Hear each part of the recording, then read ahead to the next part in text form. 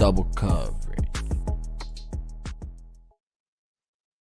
What is going on, ladies and gentlemen? Welcome to Double Coverage. We hope you're still living, loving, and breathing sport. I'm Dom with the Great Man Sauce, and Coop's here at Cardboard Cooper. How you going? How we doing, boys? I'm good, Dom. Well, I'm good. well. You're good? Yep. Pleasure to have Cooper on the show. Obviously, returning guest. Unfortunately, his original pod got removed from the channel due to some issues. But nonetheless, we're going to get him back on. He's going to be our NFL resident expert. And we're going to try get him on as often as possible. If we can get him on week to week to talk about each week's games, we will. If we can't, so be it. But just trying to provide an American's perspective on the sport, who follows it week to week and religiously, he's got his notes ready. That's what we like to see, and has his whole life. So it's good to have an inside look from someone who's living in the States, who knows a lot about the sport, has played the sport as well. So it gives us more perspective here in Australia, and then obviously other people as well who may not be adverse in the sport. Good to have you, Coop. Thanks for having me on, man. Appreciate it. It's a pleasure. I love talking football. Love the sport. Always watched it. My dad was associated with the NFL for quite some time. He did a couple games as a backline judge, officiating in both college and the actual league itself. So I'm stoked to be here. That's awesome. That is awesome. We're all repping some sort of NFL merchandise. I've got a Cowboys hat. Sauce has got the Raiders hat. And then Coop's got his Seattle Seahawks jersey on. Very nice. I think we will start with the Cowboys versus Bucks game, which was on yesterday here in Australia. So just thoughts on that. We'll start with you, Coop. Great game, man. I think, honestly, when you look back at the 17-week season, the Cowboys versus Bucks game will honestly be a contender for game of the year, even though it was the opening night game. And there's a couple things that went down. Yeah, there's always gonna be claims that there was PI on the last play to get within field goal range, but then at the same time, Vita Vea was held to get the Cowboys within field goal range. So it's a two-way street, right? If you're gonna call it, it's got to be called for both the Buccaneers and the Cowboys. My biggest takeaway though from that game is not that just Tom Brady doesn't age, which I feel like we've seen for the last 5 years. It's that Dak Prescott looks amazing. I mean, he was 42 for 58 with 403 yards and I think 3 touchdown passes and 1 pick, which was a little unfortunate. But honestly, after you come back from a blown shoulder and a bum ankle, I would have given him the benefit of throwing 3 picks, to be completely honest. My biggest takeaway from that is how solid Dak Prescott looked as a quarterback. And even though he doesn't play in the most competitive division, I think you can blatantly expect the Cowboys to win that division. Maybe not with an incredibly high record, but I think that because the Dallas Cowboys have the considerable quarterback advantage in the division, I think it's going to be a real kind of walkthrough for them. And I think that matters, facing, the rest of the teams in that division. You got Ryan Fitzpatrick, a bunch of other dudes who are still really good quarterbacks, but they don't really have the team around them. And then the other question that kind of remains, even though he was halted up front by the Tampa Bay front four, is Ezekiel Elliott back to full health? And I don't think we'll get to see that question until or the answer to that question until week 2. I like it. CD Lamb looked good as well in this. CD Lamb did look good. Really, the great thing about Dak Prescott, man, is he doesn't just have to make this comeback season on his own.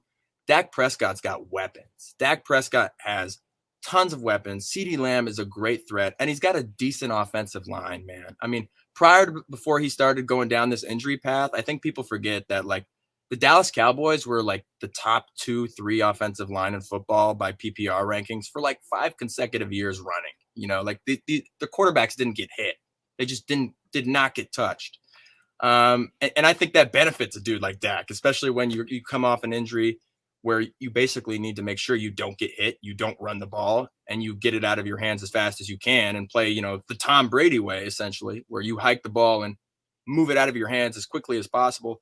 I think Dak's in a really good position to excel.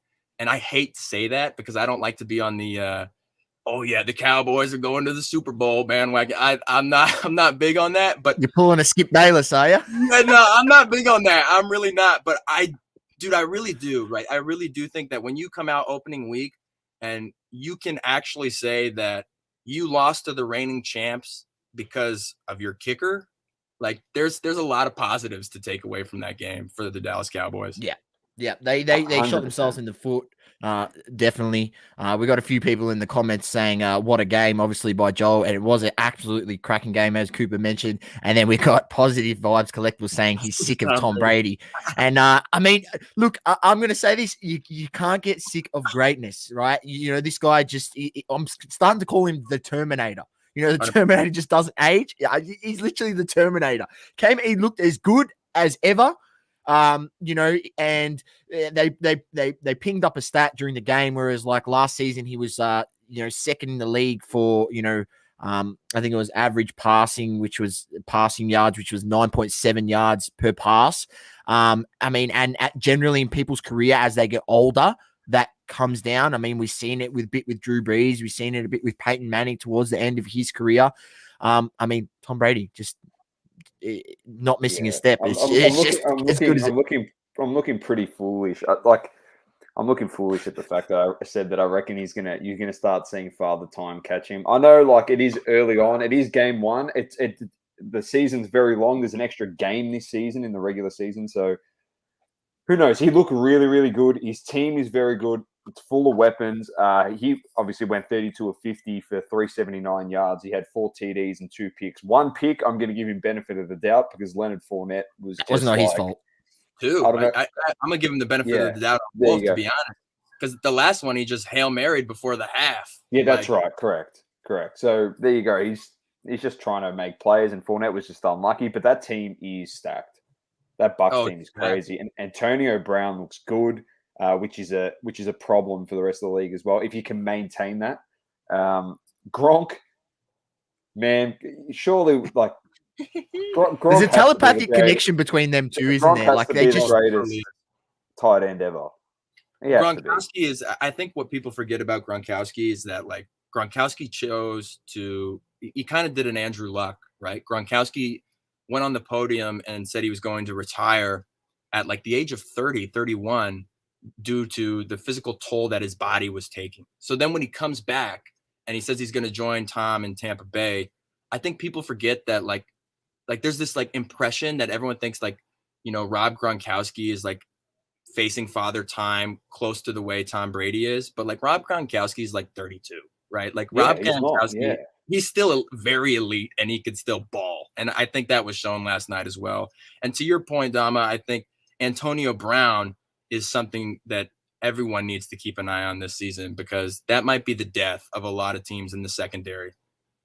Yeah, 100%. And then obviously with Godwin and Evans as well, like that team is just properly stacked. It is a joke. We'll get to Luke's question about the Browns a bit later on, but Joel says the more people that want Brady to fail, the better he'll purely just spite everyone. He loves proving people wrong. That sideline look when the Bucs were down. Yeah, I literally thought he was going to take my soul through my TV watching Tom Brady on the sideline. I looked at him and I went, that's like the face of Jordan you've seen before, the face of Kobe you've seen before, the face of LeBron when he's pissed off. Like, and you've gone, like they've always said in football for as long as I've watched it, you don't want to give the ball to Tom Brady with time left on the clock. If they got in front Dallas, they had to try and get in front with literally 10 seconds left and then just hope to God that he doesn't hit a Hail Mary and win the game for the Bucs. But yeah, I was actually kind of stunned by that call, to be honest, because it was like 4th and 6 and they went to kick it. And I thought when they brought the kicker back out on the field, I was like, bro, this guy is shanked too. And you're going to have him go for like 40 yards. I think it was a 42-yard kick. And leave Mr. Brady a minute 30 on the clock. That's bold. I was like, that's bold. That's very bold. And luckily he made the kick. But as you said, you know, when Tom, LeBron, Jordan get those looks in their eyes, man, it's death. Yeah, it's no good. It's no good for any opposition. One thing quick to mention, and then we'll move on, Dom. There was a play call at the end there. He's looked at his little wrist thing on his wrist, and he's looked straight over at the coach and is like, no way. He's telling the coach, we ain't calling that play. He turns back and pretty much calls his own play, goes down the field, gets the completion. Like, that was just GOAT stuff. Like, you know, if that's like a young quarterback, you just go with the offensive coach. But it's Tom Brady. He does whatever the hell he wants. So just audibles plays. That's what GOATs do. All right, let's go to a bit of a week 1 review. I'll go through some of the games. I've got a little fact for every game. Preview. Preview. We'll preview the game. Get your takes on it, Coop, and then we'll move on to obviously AFC, NFC tips and Super Bowl tip for you. So first game is Jags Texans. QB selected first overall, a 0-12-1 in debut start since 2003. So obviously Trevor Lawrence in this one against is it Tyrod Taylor who's starting for Texans? So there's a little gray area here because there's a real hot opinion that Deshaun Watson should have been placed on the commissioner's exempt list for quite some time. The overwhelming opinion is that Deshaun Watson will not be starting, because if he was, he wouldn't be taken in like the 16th round of every fantasy league that went on this year. There's too much gray area around him. There's too much, legal things going on off the field for him to really be involved with the team. And what he's been doing at practice camp and OTAs hasn't really been reflective that he's going to be the starter for the Texans.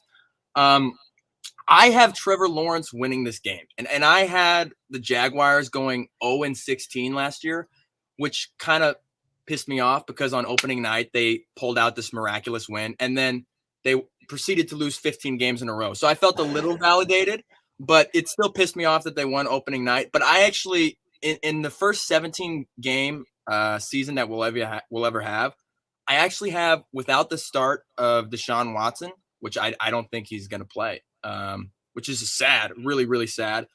I have the Texans being the first team to ever go 0-17. So I don't think they're going to beat the Jaguars. I have the Jaguars winning 21-10. Well, there you go. I like that. I'm with you. I'm going to go Jags in this. I just reckon the Texans are horrendous. And obviously we had one of our good friends at Matt's Card Shop on the podcast on Wednesday, and he did a bit of a season preview with us, and he is a Texans fan, so I feel sorry for him. And he just said, I don't expect to win a game. We're no good. It's a lot of, let alone the personnel issues that team faces. There's a lot of upper management issues that team is over. Definitely. Next up, we've got the offensive rookie of the year versus the defensive rookie of the year in Herbert versus Chase Young. So we've got Chargers versus Washington football team. Can Herbert back it up? I think he can. I think he can. So I have the Chiefs winning that division in its entirety, but I actually think you're going to see the Chargers look more and more strong and like a bigger franchise every year. And the other thing, one of the things I said last year when Joe Burrow and Herbert and this quarterback class was drafted, and this quarterback class, the quarterback class this year is even more entertaining, right? There's even more of them to watch. You got Trey Lance, you got all these new guys coming in. But one of the things I said last year was that I trust, the reason I would pick Herbert over Joe Burrow was that I trust the San Diego Chargers to build a winning organization around Justin Herbert more than I trust the Cincinnati Bengals to build around Joe Burrow. And I think that's kind of becoming more and more evident from what you saw from last season. Granted, Joe Burrow obviously missed a shit ton of time, and that's not really on him. He took a terrible injury, and hopefully you get to see him back at full health and he kicks ass. But I think that the Chargers end up something like 10-7 and just miss out after, losing in the division to the Chiefs, who will have a record like 15-2 because Patrick Mahomes is straight from God. But I do think that the Chargers will win this game, regardless of Ron Rivera and Chase Young and that front four who are very vicious and a nightmare for quarterbacks. I do think that Justin Herbert does have the willpower to get it out and get a dub for those boys. I like it. to people in the hobby, just a bit of a hobby relevance. Do you keep buying Justin Herbert cards? Would I? Yes. Okay. So if I was, so I'm a little when it comes to investing in football cards, I'm very stringent. I think that you should be very cautious buying anything outside of a quarterback, right? The safest play is to buy in quarterbacks, and even then, it's you don't really know, right? You don't really know. I mean, like there's a lot of dudes who put a ton of money into Andrew Luck years ago, and then he just came out on the podium and said his career's done. His body can't take this beating. Yeah. Right? Like Yeah. it, and you could be looking at something like that, with Joe Burrow in 5 years if he stays in Cincinnati, where he has no offensive line, no protection, and just gets pummeled every game. That can be something where in 5-6 years you have to go and evaluate yourself and say, my body physically cannot take this toll anymore. And then it becomes, for investors in the hobby, it backfires. And it's very, very dangerous because the game is so physical. But would I be investing in Justin Herbert as one of the young QBs? Yes. I think what you're watching is a lot of these guys who are coming out right now. This is the next class of Brady, the next class of Manning, the next class of Breeze. And I think if you want to really get ahead of the investment curve on these players and their career lineage, I think you buy their cards now rather than 10 years down the line. Very cool. Very cool. Next up, we've got your mob, the Seattle Seahawks, against Saucy's team, the Indianapolis Colts. Are you wearing a Raiders hat and you support the Colts? What's going on?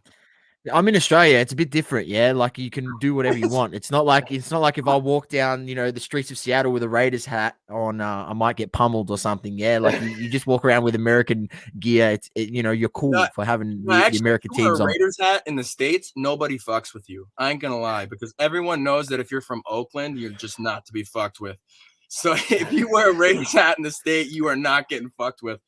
But the Seahawks versus Colts, man, here's the thing. This game, I'm torn on this one. I'm really torn. I would love to tell you that I think the Seahawks are going to go over to Indianapolis and just beat the shit out of the Colts. Unfortunately, I think that it's just the Seattle thing to do to lose in week 1. That is what we love to do, is lose in week 1. And historically, we've been choppy at the start of the season.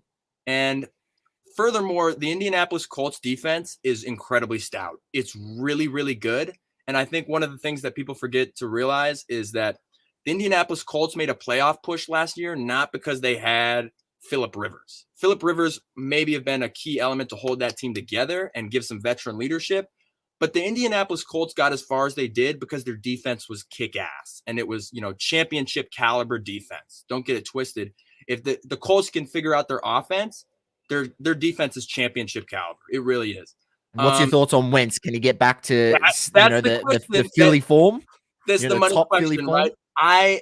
I want to say, like, I have doubts. I have doubts, but at the same time, like, there's a little something to be said. He's back with his same offensive coordinator that he once loved and thrived with in Philadelphia. He's back with that dude, and there's a relationship there that we'll never understand, but Wentz and this guy will. So it remains to be seen. I think week 1 is going to be very telling, the same way that week 1 was very telling for Dak Prescott in Dallas. Week 1 is going to be very telling for Carson Wentz in Indianapolis. And if Carson Wentz comes out and throws for 300 yards, I think the whole league should be on watch. Yeah, that's a fair call. I'm with you on that. I reckon he's going to be all right. There's so much speculation around him. I reckon he'd be perfectly fine. Yeah. I reckon Indy's going to be very hard to beat throughout the season. Same. Jets, Panthers, Darnold versus his old mob in his debut start for the Panthers against Zach Wilson over at the Jets. Here's I like Zach Wilson a lot. I do. Again, this goes back to the last 2 years we've had quarterback classes. You can even say 3 years, to be honest. We've had quarterback classes that are highly entertaining with great talent and few duds. Like normally there's at least a couple duds. I don't know that there's going to be a dud this year. I really don't. I actually don't know if there's going to be a dud this year at all. But I don't see a world in which the Jets win their opening game. I just don't.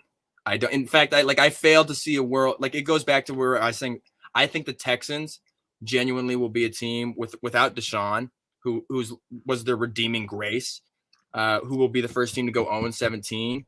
I mean, the Jets, are going to be a team that wins maybe 2 games, and it'll be if they pull it out and it'll probably be the lightest 2 games on their schedule. I don't think they're going to be the team that comes out strong week 1 under a rookie quarterback. It's not really something that I see happening. I do hope to see, and I do think that Zach Wilson will play pretty well. But I do not believe that the Jets pull this one out. I think the Panthers win. Is he an upgrade? Is he an upgrade from Darnold? Here's the thing. I think that's another thing that's like Prescott and like Carson Wentz is it has to be telling week 1 because Darnold received a lot of flack and a lot of shit, and realistically, Darnold was in a cohesively shit unit, right? A dog shit unit that had no protection, where he was pummeled. He didn't have a whole lot of weapons, and if you ask a bunch of New York Jets fans, they're kind of like Buffalo Bill fans were 10 years ago. They're like, oh yeah, next year we're gonna get it figured out. We're gonna get a line. We're gonna get a bunch of weapons around him. And I don't know that is going to, I don't know that he's an upgrade or a downgrade. I think that any quarterback, so one of the things I'll put it this way, I'll draw the parallel comparison. They said when Brady went to Tampa Bay and won a Super Bowl that he basically just threw a dart on a map and said, I'm going to go win a Super Bowl here. And so then another person said, well, do you think he could do it on the New York Jets? That'd be the ultimate challenge. I don't think that any quarterback, Patrick Mahomes, Tom Brady, any quarterback that we have in the league right now could win a Super Bowl on the New York Jets. I don't. I don't think the team is built to win a Super Bowl. So I don't think it's an upgrade or a downgrade. I think it just you have to wait to see how the team rallies just around. The franchise in general is a rabble, isn't it, Cooper? Like even the management and the way they draft players and trade players in and out and get rid of some of their better talent and bring in guys that are just below average. And if you watch European football, the New York Jets are the equivalent to FC Schalke. That is where we're at. I thought you were going to say Arsenal. That would have just made me so happy, Coop.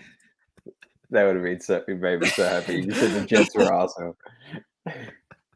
I would have pissed myself. Oh well. Schalke is pretty much on the money. They are no good. Next we got speaking of QBs getting beat up. Bengals versus the Vikings. Defense is not going to be a great day out for him. So Bengals Vikings. I've got Vikings in this one. I got Vikings. Yeah. I got Vikings 28-14, or actually 31-14. And here's the thing. I think Burrow is going to ultimately become one of those quarterbacks that like Andrew Luck. I'm not saying he's going to retire early because he took too much of a toll on us. That remains way to be seen. But I think he's going to be one of those quarterbacks who maybe like Prescott the last couple of years too, throws for a lucrative amount of yards, maybe a lot of touchdowns, but in the end doesn't have his team or a stout defense to withhold the scores that he can put up. And the Vikings, Mike Zimmer's team, the Vikings are tough for me too. I still have the Packers winning that division, obviously, as well. But Mike Zimmer's team is also bound. This one's also up in the air a little bit too. And the reason I say that, even though I have the score at 31-14, is because Mike Zimmer's team is bound to underperform a little bit on the defensive end, just because, T. Ellen, Dalvin Cook, and Kirk Cousins and the offensive firepower that Minnesota has can really only provide so much. And it goes right back to the same point that I'm making about Joe Burrow and the Bengals. The offensive firepower can only do so much if you can't keep points off the board, right? It becomes a problem. So it'll be a battle. Whoever wins that game is going to be who has the better defense, I think. I completely agree with you, to be honest. Next, we've got one of the most anticipated seasons, I think, for a team in the NFL, and it is the Arizona Cardinals with Kyler Murray.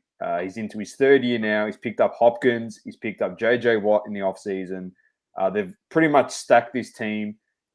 they're coming up against the Titans, who are no slouches at all by any means, with the beast in Derrick Henry. So your thoughts on this one? Does Kyler have this breakout season? Can they be the surprise packet of the NFL in 2021, 2022? Tough. That is ultimately the toughest one because regardless of how you look at it, the NFC West is the toughest division in football. The absolute fucking toughest. And it has been the toughest division in football for close to the last 3-4 years. The Niners, the Rams, the Hawks, Cardinals. That's ridiculous. That's ridiculous that all those power teams you have to play in your division. And you know, the thing is, the AFC remains like really top heavy with potential playoff teams. Well, the NFC has a lot more depth, and that becomes really difficult for someone like Kyler, especially when you play half your season games in your division. I do see Arizona winning this game. I do see Kyler Murray winning this game as well, and I see the score at 35-24. The cool part about this too is I actually look at Derrick Henry's season as something more to watch than Kyler Murray's. Even though Kyler Murray is super young, this is the first season we're ever going to have 17 games. And Derrick Henry just ran for 2,000 yards last season. No one's ever done that twice, let alone back-to-back. And this is the first time we're going to have 17 games. So he's going to have a whole extra game to get to 2,000 yards, right? That'll be unheard of if Derrick Henry does that. And he's an absolute bulldozer. You can count the number of memes that you saw with him trucking dudes and stiff arming dudes. It's endless. It's absolutely endless, right? So it's great to watch. It's great to watch. It's great. It's great humor, dude. And you wouldn't want to be in the pathway of that dude. I also think Ryan Tannehill is kind of underrated.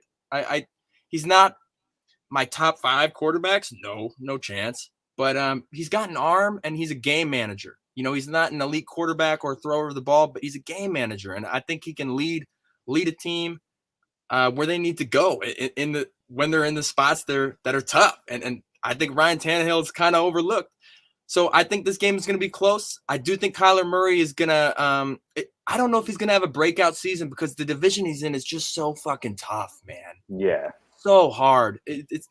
But I do think that you're going to see Kyler Murray increasingly improve season after season after season. And I think that is more important than when everyone says breakout season. I think everyone wants Kyler or a certain player. They're like, oh, is this the season where he's going to throw 45 touchdowns and win the MVP? And it's like, probably not.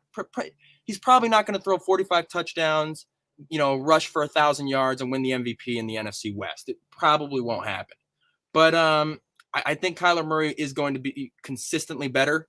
And by the time Russell Wilson ages out, I think you can look for Kyler Murray to be the best quarterback in the division. I like it. Next up, we've got 49ers versus the Lions. Obviously, a lot of talk in the offseason has been Trey Lance over Jimmy G. Who knows what's going to happen down in San Francisco? I still think, I said it on our podcast, I genuinely reckon that you have to go with Garoppolo. You can't be buying into media nonsense and stuff. This guy, at the end of the day, he's had injury issues and whatnot, but he was in a Super Bowl 2 seasons ago. Albeit the media and everyone said he should have made that throw and they should have won the Super Bowl and all that stuff, and he's just been heavily criticized pretty much his whole career since he's come over to San Francisco. I don't know. You can't go and start with Trey Lance. Trey Lance is probably a good prospect down the track, but 49ers window is literally now. Why are you going to go start him? That's my Here's the thing with the 49ers, and I think people kind of wrote him off too. And I think Garoppolo received a large portion of the criticism last year because they underperformed. And not only did they kind of underperformed, but the 49ers were hit with arguably the biggest injury bug in the NFL. I mean, I can't name one team that had more injuries than the San Francisco 49ers. Really, I can't think about it. And I think that the whole league should have the fear of God in their heart, knowing that the 49ers are completely healthy. Because the 49ers have probably the best defense, if not the second best defense or third best defense in the NFL. And I think that whole NFC West division, as much as I like the Seahawks and I like the Cardinals, and I think every team in the NFC West finishes with a positive record above 500 because I think they're that competent of teams. I think that the NFC West comes down to a 1-game differential between Matthew Stafford and the Rams or these boys here. And I think that is really what it's going to come down to. And I think that matters. I think that matters. It makes a huge difference. They was it? I can't remember which week it was. I don't know if it was week 3 or week 4 last season. That was they lost Bosa, Garoppolo, and 2 others in the exact same game. Kittle. Yeah, Kittle as well. That's it. They Kittle literally lost their 3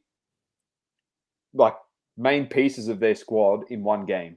Yeah. So, yeah, dude. In a half of football, their season was ended pretty much. Like, 100%. You're not expected to win when your best defensive guy, one of your best offensive guys, and not for anything, your QB goes down. So it's not exactly easy to bounce back from that. And they were all long-term injuries. It wasn't anything like, oh, he'll be out for a week or he'll be out for 2 weeks. Like, you had an ACL in there, and yeah, it's not great. So right, hopefully they were like season enders, basically.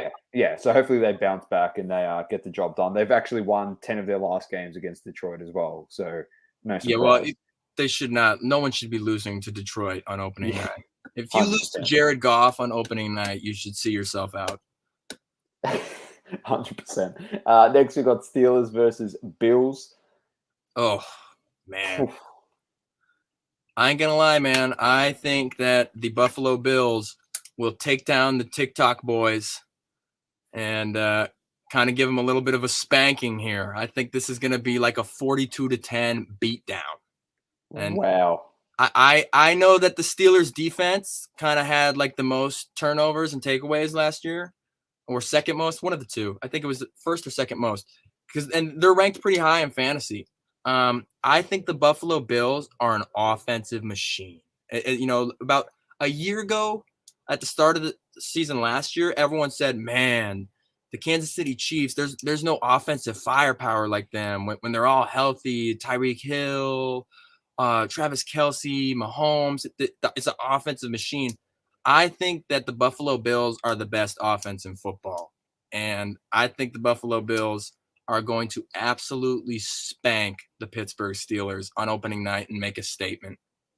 I like it. So what's your thoughts on that? Because you have been very, very positive on the fact that Steelers are going to regress completely. They're going to regress. Yeah, I just feel, they did well last year, but I felt that, they started 9-0 or something like that, 10-0, and then it all fell apart from there. I felt like, a lot of those games they were sort of just getting the job done, and they weren't. There was nothing real convincing, and then it fell off a cliff. Without doubt, Big Ben will get injured this year. Without doubt, I have no doubt in my mind he will 100% get injured because he did well last year not to really, to not get injured. But it's just something as he's looking older and slower and he's not getting any faster. And I just don't think that team is going to be very good. I fully expect the Bills to win this game. And I really like Josh Allen doing well. You know why? Because a lot of people in the hobby like to talk shit about him and rag on him and things like that. But I just think he's showing everyone that he is definitely, a top 5 QB in this league, potentially easily. Two seasons in a row, he's been very good. So yeah, look, I expect Bills to win their division, as we mentioned on our preview on Wednesday, Doma. But yeah, Bills should win this game comfortably. I would go with Cooper, man. I think this could easily be a 2 touchdown or more victory to the Bills. And I mean, that defense is good, so that's going to give a lot of troubles to Big Ben. And I tell you what, he ain't really rolling out of the pocket and evading people. I'll tell you that for sure. 100%. Next, we've got Eagles, Falcons.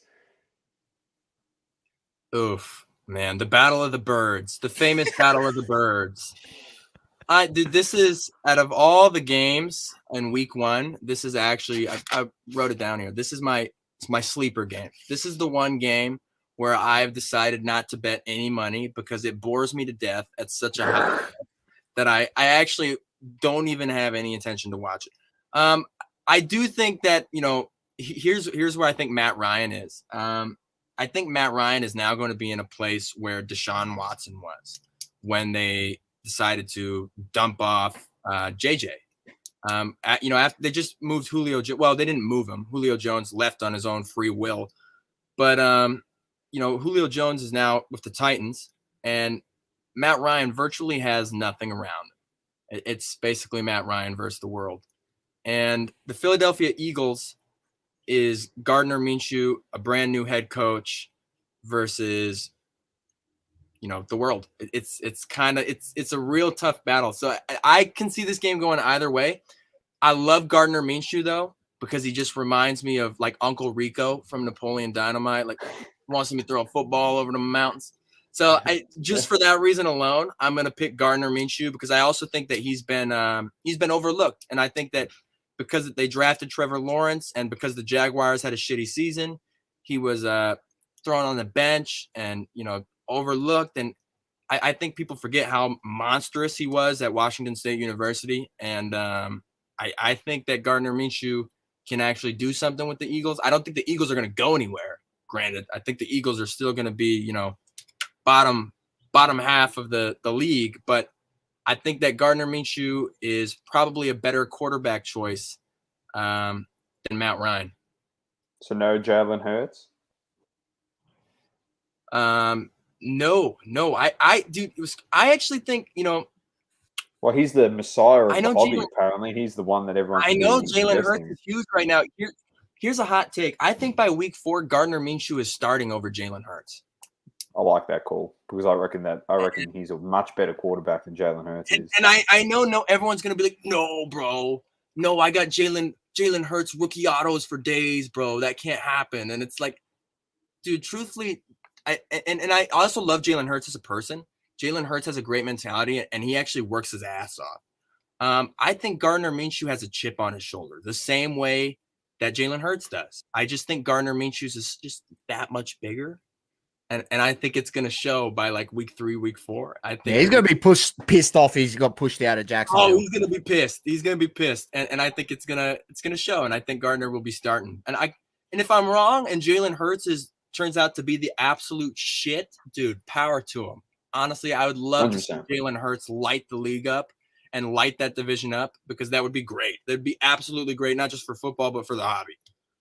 100%. Big game, the next one. And this is to answer a bit of Luke's question as well, because he said a bit earlier, thoughts on the Browns this season. And it is the Browns versus the Chiefs. The Browns versus the Chiefs. Coop's high on the Browns. He's high on the Browns. I love the Browns, man. Keep in mind, I'm not from Cleveland. I got no bias here.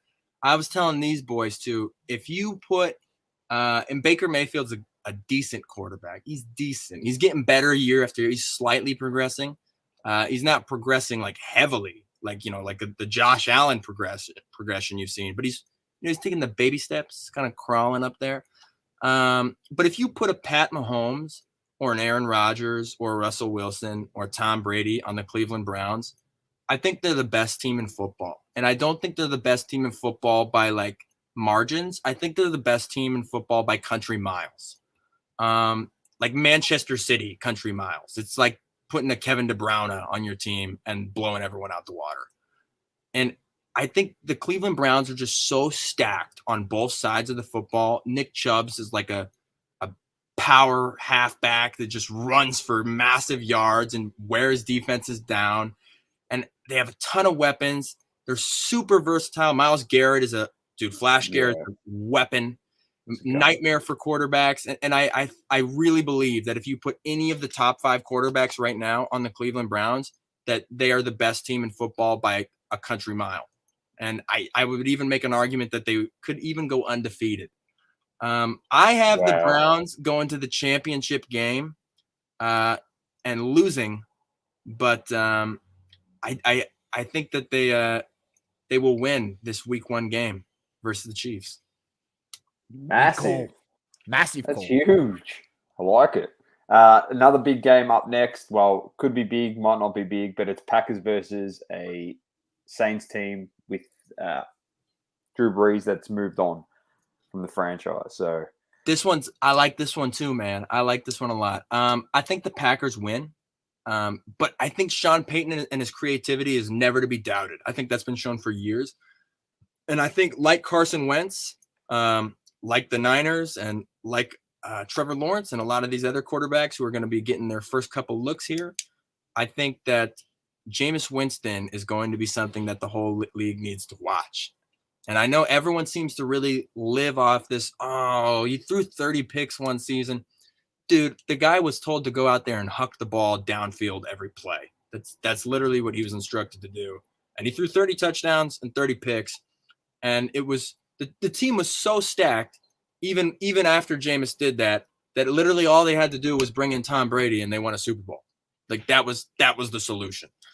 And that's not to, by the way, that statement is not to discredit Tom Brady. Tom Brady is the GOAT. Let's get that clear.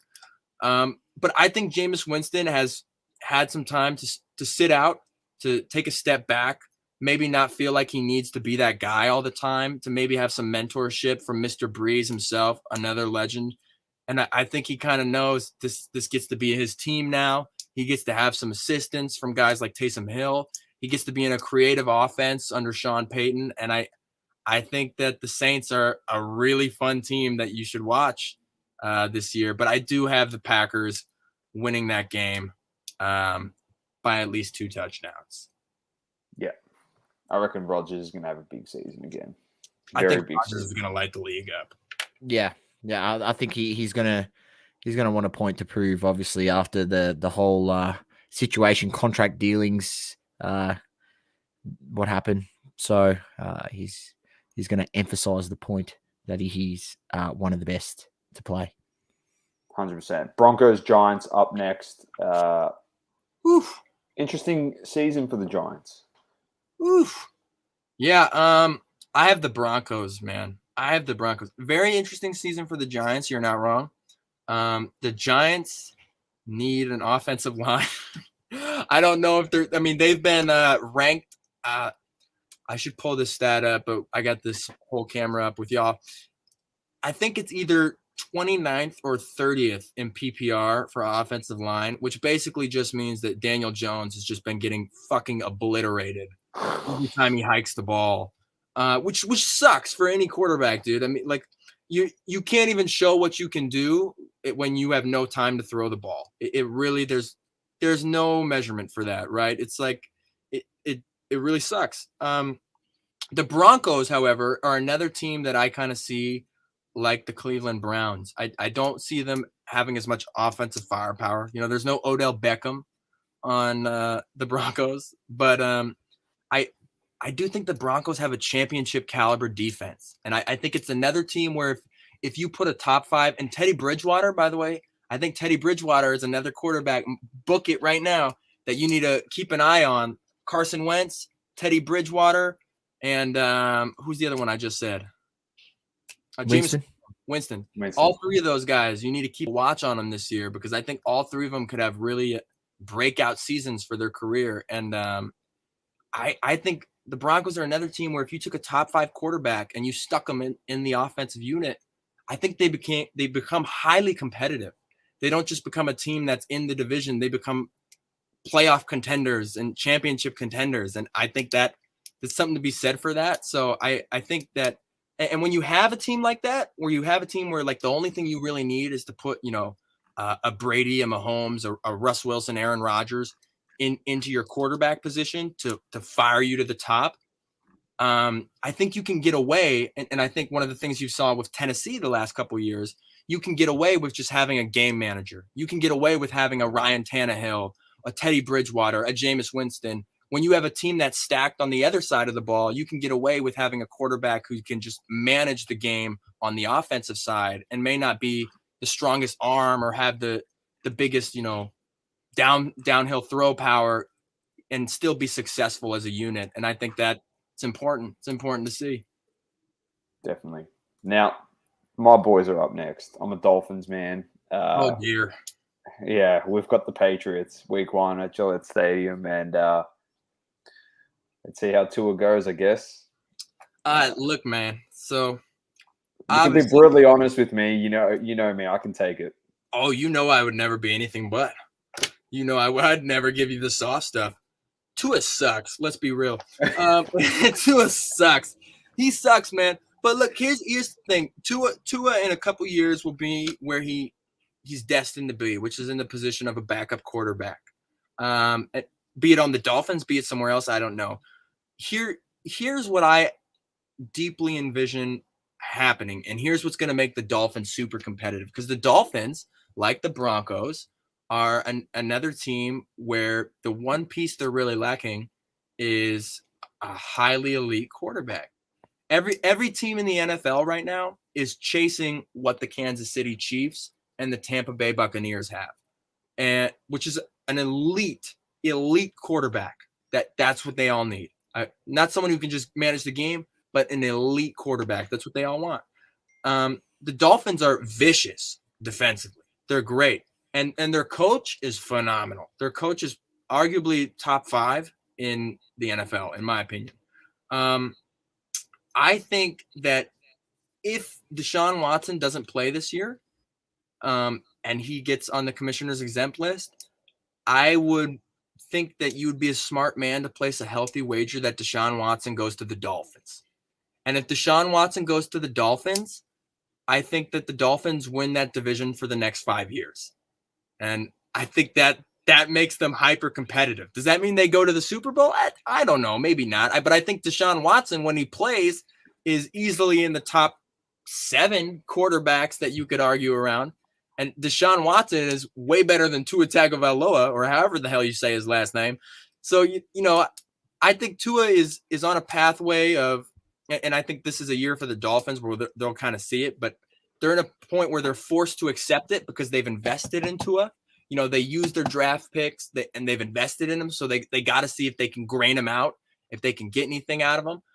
I think this will be the year where they realize that he's not really our guy, or I'm wrong, right? And it's like Jalen Hurts. And if I'm wrong, God bless, bro. I'd love to see Tua light the league up. Really, I would, because I don't wish ill. I don't wish ill for anyone. So if Tua goes out and throws 4 TD passes the first week and 300 yards, God bless. Domain's confident by that face. Yeah, you know what I mean? I don't see it happening, though. Realistically, I don't see it happening. I'm happy we got like Jalen Waddle and we drafted him, but I'm just scared the fact that he's not even going to get a target, because it's not going to accurately find him on the. And here's the other thing I would say too, is I think actually even further than that, when I said this is the year but they're going to grain him out and just wait it out because they already invested, I think the Dolphins already knew. I think the Dolphins have already kind of made the decision. Tua's not the guy.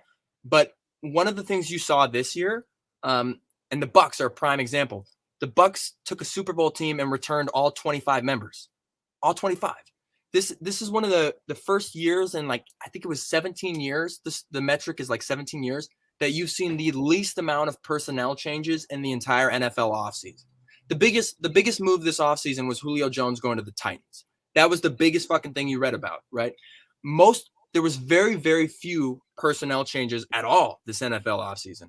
And a lot of that was due to the coronavirus. A lot of that was due to some other shit. But I think next season, you're going to see a lot of personnel changes, like a shit ton. And a lot of it's going to be at the quarterback position. I reckon it could happen at deadline. I think it could be gone. I agree with that as well. I think deadline day could be huge this year. But I'm with you, Coop. Like, our personnel, our management sees what we have as a football club, and they go, okay, let's try it out till the deadline. And if they're going, look how competitive we are, but literally the weak link in the whole entire process of our football team is at quarterback, he's gone. Yeah. And that's tough, man. But they got it right, because there's you watch the Dolphins, right? And like, the Dolphins they remind me so much of the Rams. But the Rams almost kind of overperformed in a way, because like the Rams had Jared Goff, which is about the equivalent of fucking Tua Tagovailoa. Let's be real. He's just right-handed. That's really the only difference here. He's about the equivalent of Jared Goff. And the Rams kind of overperformed. They had such a stout defense. And at the time, Todd Gurley was healthy and he ran the ball. But the Rams were able to, propel themselves all the way to a Super Bowl, which they ultimately lost. But they only conceded 13 points, which is fucking incredible to one of the best teams to ever be, assembled, the Avengers, the Patriots. And I think that this is kind of where they're at now. The Dolphins are super heavy on now. The Rams have, ironed that out, and they got Matt Stafford, and I'd honestly watch out for that too. It's another quarterback on my watch list this year. But I think the Dolphins are now going through what the Rams did 2 years ago, where they're kind of stuck with this guy, and they're sitting there making calls up once a week, and they're going, all right, so how can we move this guy come December, January? And does anyone have a draft pick or anything we can move for him? And I think they're looking at that. And unless, again, Tua comes out and throws 35 touchdowns or 30 touchdowns in a 4,000-yard season, I think you're going to see some personnel changes this next season, and I think it'll be reflective of what the Dolphins feel about their organization. Fair call. Fair call. Bears, Rams. We've got 2 games left. Bears and the Rams. Oh, man. A lot of my friends are going to hate that I'm saying this, but the Bears are going to get beat down. Absolutely beat down. And there is some room here because I got questions as to why Andy Dalton is going to start. I can't fathom why Andy Dalton is going to start over Justin Fields. No disrespect to actually heavy disrespect to Andy Dalton. I'm not going to lie, heavy disrespect to Andy Dalton. You sucked on the Bengals, bro. I hope you hear this. But, Justin Fields is a real talent, and you got to give him that confidence early. And this is a situation here, drawing parallels between teams again. This is something the Dolphins kind of fucked up last year. They had this whole, we want to instill confidence in Tua, but we know Ryan Fitzpatrick is our guy. Well, ultimately, we should have just let Ryan Fitzpatrick play the whole goddamn season, because that would have been way more beneficial to the Dolphins organization than trying to let Tua throw the ball around, because it looked terrible. It looked really bad. And I think it also kind of hurt Ryan's confidence over time. And I think Ryan's going to have to go build that up in Washington now. And that's tough too. I think the Bears are going to lose this game by a large margin. But granted, when we were talking about how there's little personnel changes, one thing to keep an eye on as well is that although the Rams have been really stout on defense the last 3-4 years, the Rams did lose a lot of people on the defensive side of the ball this year. So even though they ironed out getting a quarterback and they shipped off Jared Goff, Tua's long lost brother, to Detroit, they do have Matt Stafford now under center, which is a lot better. They lost some people, key players on the defensive side of the ball, and I think it might make them more susceptible to giving up points, and that might be a little bit of a factor in this game. But I still see the Rams and Sean McVay taking these dudes down by 2 touchdowns or more. Bang. And lucky last game of the week is Ravens versus Raiders. Ravens versus Raiders. Should we let the Raiders fan answer that? I'm not a Raiders fan, but I'm going to go with Baltimore. I'm a Lamar Jackson fan, I'll tell you that. So he's got the Raiders fan on and he says that. Oh, man. I got to read you out something very interesting that I saved this morning deliberately for this. Oh, yes, please. I'm curious.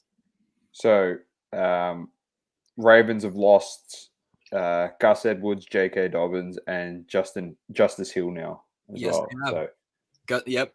That was going to be one of my points is now I'm not on the Derek Carr's the GOAT train. There's a lot of not on the Vegas Dave Derek Carr's the GOAT. No. Look, there's a lot of people with dementia out there at Vegas Dave who do believe that Derek Carr is the second coming of Christ himself.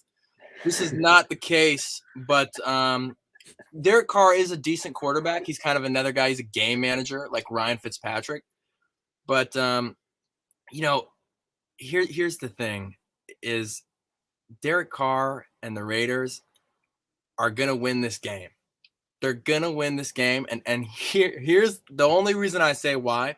I think it'll be super close, and I also think it could go either way. But the reason I'm gonna pick the Raiders, but prior to Gus Edwards' injury, I actually had the Ravens, and I had the Ravens because I thought that Lamar Jackson. I gave Lamar Jackson the benefit of the doubt last year with his, he had his MVP season. He came out last season. Numbers and metrics dropped a little bit, but the dude also caught coronavirus like midway through the season. And then he came back at one point. He played like 3 games and he was like, yeah, dude, actually my lungs don't even feel right. When I run, I'm out of breath. I don't feel nor. And, unless you've had coronavirus, truthfully, bro, it's like, don't try to tell other people what coronavirus is like. It's a pandemic, bro. Let it go. So I kind of gave Lamar the benefit of the doubt this year, and it's another dude on my watch list. I got like 10 quarterbacks on my watch list that it's going to be a telling season for Lamar Jackson. But I think that Lamar Jackson really, really needed that help in the running game. Especially as someone who takes a lot of pride in his game based off running and using his legs. He's super mobile. I think he needs someone he can, tuck the ball into and have 20 carries a game so he's not always burning himself out. And I think when you wake up and you go to practice and your number one running back tears his ACL, I think that matters. I think that's huge, dude. So I have the Raiders winning this, not by large margins. I have the game at 17-13. Nice. So you happy your Raiders are any going notable down? free agents out there for them? I did read somewhere. Is Le'Veon Bell still around? Is he available? I potentially. Did read that. You know what? He signed. He signed. Le'Veon Bell signed? Yeah. Oh no, was it Le'Veon Bell? Maybe not. So. Wrong player. I think he was just talking shit on Twitter. I don't think he signed. Okay. But yeah, here's the thing with Le'Veon Bell. Like, Le'Veon Bell is, I'm not going to tell you that he's a bad running back because I don't think he is, but he's one of those dudes that I don't think brings great vibes to the locker room. And I think he can kind of bring toxic energy.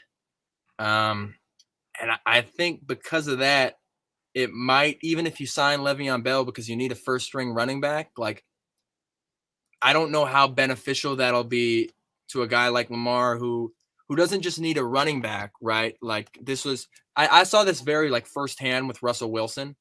Like when Russell Wilson was getting pummeled for like 2 years with no offensive line and his running backs were always injured. Like, and it was so bad to the point where they called up Marshawn Lynch and said, hey, bro, can you come out of retirement for a bit? Because we're getting our ass beat. Like, and he did. You don't just need a running back who you can give the ball to. It's like, it's the same way between a pitcher and catcher in baseball, what they call a battery.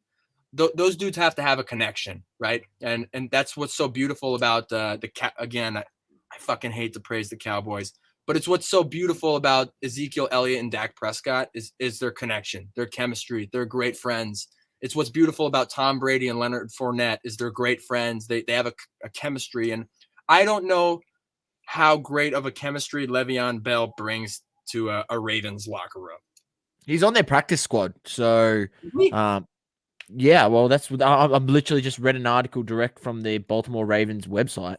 And it's saying that it would be a quick transition for Le'Veon Bell to moving from joining the practice squad Wednesday to active roster by Monday. So on Wednesday, he was added to the practice squad, and he could potentially be with all the injuries. It wouldn't surprise me if they actually do sign him.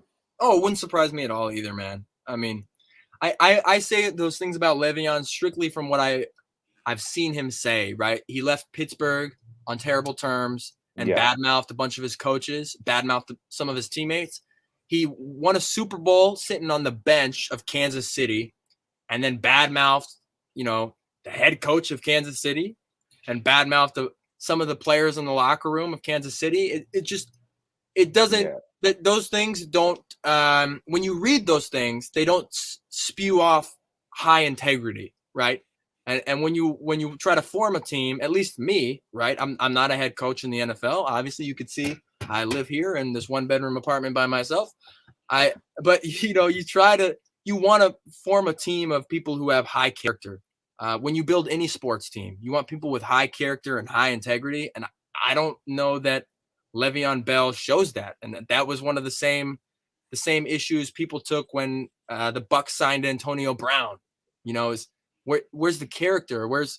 And maybe, week 1 against the Cowboys, maybe it doesn't matter. Maybe he just goes off and rips the league apart. And if that's the case, and I'm wrong on this too, then awesome. I'd love to see Le'Veon Bell at full form again. That'd be great for the NFL.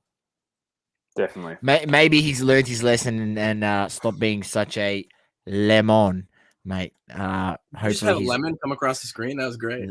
Yeah, that's the way we do it, impromptu here. But yeah, look, he's an amazing talent, and I mean, I think in terms of actually talent-wise as a running back, he's up there with being an elite talent. So if you can get maybe the fact that he's just going to be number 1, he's probably going to get most of the carries, will actually do good for his ego, because it seems as though he doesn't like sitting on the bench or playing the second fiddle role. Right. And maybe that's what he needs. I mean, that season where he was unbelievable in Pittsburgh, he was getting majority of the carries, and then obviously you had Connor came along and took a bit of the light away from him. I think it was James Connor. I may have got that wrong, but yeah, he didn't like it. So yeah. Interesting. Just as I said today, he's on the practice squad, so could be upgraded. Before we do finish up, Coop, we want to get your tip. Who's winning the AFC and who's winning the NFC? Yes. I can actually run you through every division. The AFC West, I had the Chiefs. The AFC North, I had the Cleveland Browns. AFC South, I had the Colts. But I also said they might be too reliant on Jonathan Taylor in the running game, and a stout defense with injuries to Quentin Nelson and T.Y. Hilton. The NFC least, I had the Dallas Cowboys. I hate to say that. Christ, it hurts. The NFC North, the Green Bay Packers. The NFC South, the Bucks. Anything outside of the Bucks in the NFC South is blasphemy. The NFC West, I have the Rams, but it's going to be very close between the Rams and Niners. And the AFC Championship, I have the number 1 Chiefs versus the number 2 Browns. And the NFC Championship, I have the number 1 Bucks versus the number 2 Packers. And the Super Bowl will be? I think it's going to be Packers and Chiefs.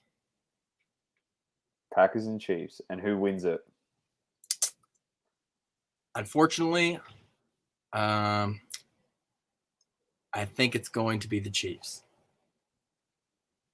There you go. So 2 and 3 Chiefs years as well. I think it's the Chiefs. I said the Packers. So there you go. We both. I love the Packers. I don't think, and I think Aaron Rodgers is going to absolutely scorch the league and have an MVP season again. I think he's going to win the MVP.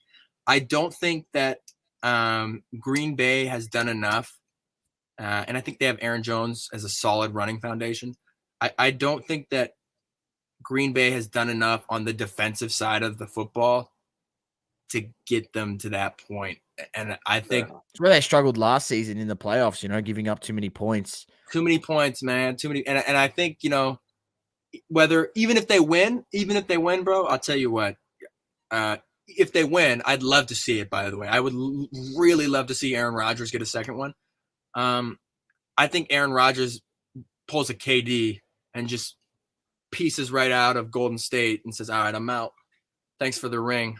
And takes off and goes somewhere else. And be it where maybe he goes to Miami, maybe they take him instead of Watson. Who knows?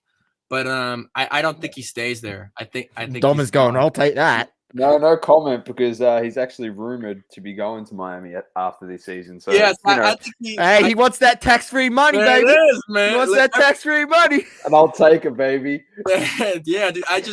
I don't think that even if they won the Super Bowl and they beat a team down like the Seahawks did the Broncos in the Super Bowl, like I'm talking, they beat them down 42-10, some ridiculous number. They spank them.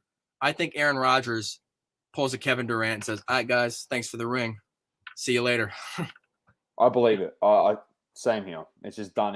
He'll go off in a swan song. He won't get And not for him, the whole narrative will change around that. It won't be, he left after winning a title. It'll be like, you mistreated him. That's why he left. But at least he brought us a championship before he did go from a supporter base.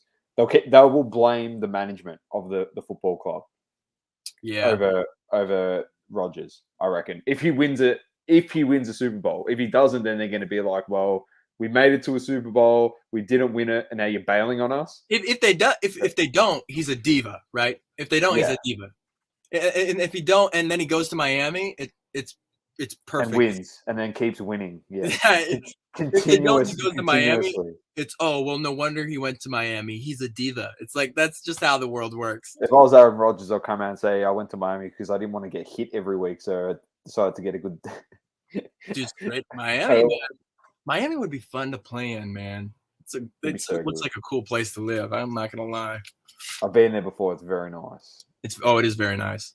Yeah. So Saucy, you got to get down there, mate. I want to get down Miami beaches. Yeah, wear your Raiders hat while you're down there. Yeah. No, I definitely won't do that. I'll just take one. I'll just take one of Dom's Heat jerseys and just chuck one of those on. We'll be right. Yeah, definitely. All right. Well, thank you, Coop, for joining in. Thank you, Sauce. Thank you, everyone in the chat. We'll probably bring this, like Sauce said at the top of the show, very frequently. It's always good to have Coop on, and we'll get a good perspective from him on the NFL. And hopefully, we'll see how we go. Week 1 started with a banger, and hopefully the rest of the week 1 ends on a high, and we're into week 2 next week, and we're rolling for football season. It is great to have it back. So, on behalf of myself, Dom, with the great man Sauce, and Coop at Cardboard Cooper, keep living, loving, and breathing sport. It's double coverage, and peace. Peace. Thank you for tuning in. Please don't forget to leave a review on the Apple Podcasting app. Also, follow us on socials: Instagram, Facebook, Twitter, and TikTok. Talking all sports, double curve.